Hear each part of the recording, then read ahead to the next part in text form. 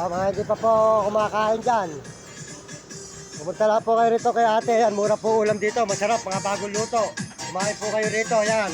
Basta po kumain kayo sa Chat Bilugan. Mahal pa. Dito, busog kayo. Dalawang kanin lang.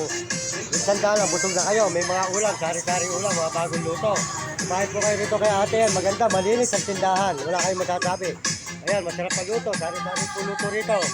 Kumain po kayo rito at hindi kayo mga high blood at hindi kayo mga stroke. Ito po, may gulay siya. Pag gusto nyo ng gulay, gusto nyo ng karne.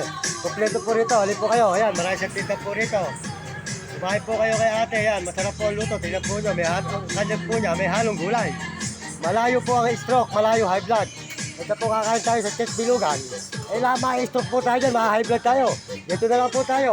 Sa kantin. Di ate, masarap pa. Ayan. May halo-halo mga gulay rito. Ayan. Kumain po kayo rito. Punta po kayo rito at dito kayo kumain. Masarap po ang luto.